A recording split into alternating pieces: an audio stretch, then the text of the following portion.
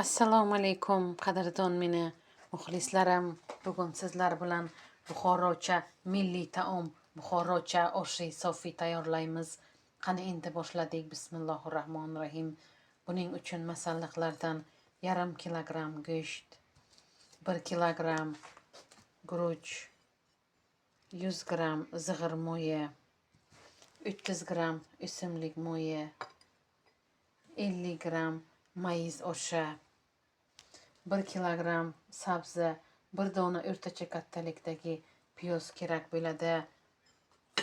Tuz va ziravorlar. Qani endi boshladik. Bismillahirrohmanirrohim.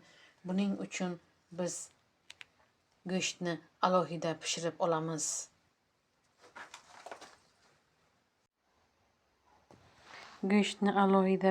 olamiz.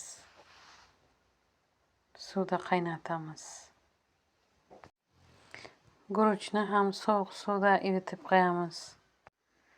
Qadrdon mening muxlislarim, men bugun osh sofini mis qozonchada damlab pishiraman mana.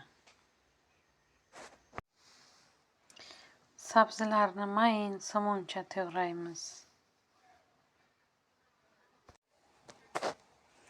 Guruchimizni ham alohida suvda pishirib olamiz. Alohida suvga qaynatib olamiz guruchni ham.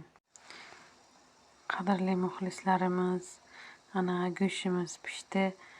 Endi mis qozonga sabzini pishiramiz. Go'shtni mis qozonga solamiz endi.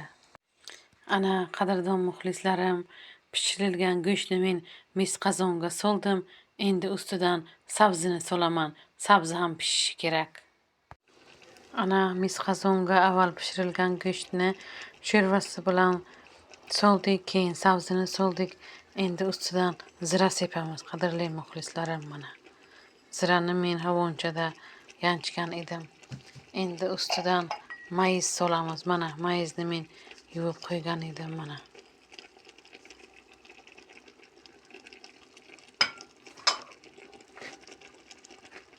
Mana mayiz.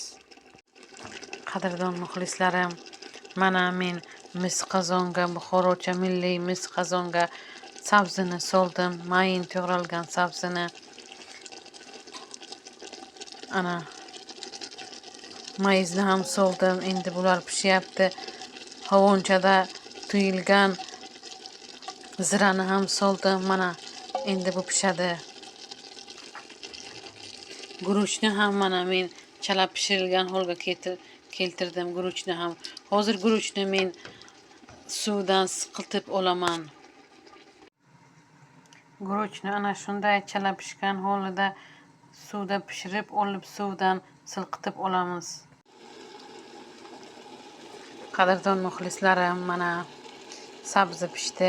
Endi mana 1 piyola o'simlik yog'ini aralashtiramiz mana.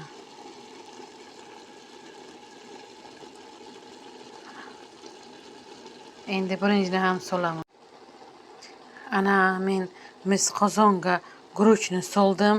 Endi ustidan zig'ir moyini qizitib solaman. Ana moyimiz qizidi. Endi oshni ustidan solamiz. Mana. Ana buxorocha oshi sofi ana shunday pishiriladi. Ana yog'ni men soldim ustidan.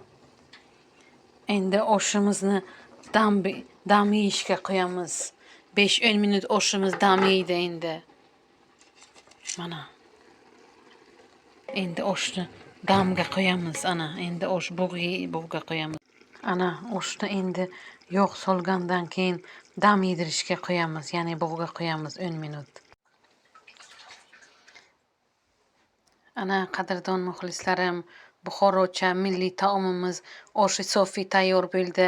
Menga kommentariyada yozishgan edi, Vaziraxon, Buxoroda oshi sofi pishirishadi, oshi sofi pishiring deb. Mana qani endi dasturxonga marhamat. Qadrdon meni muxlislarim.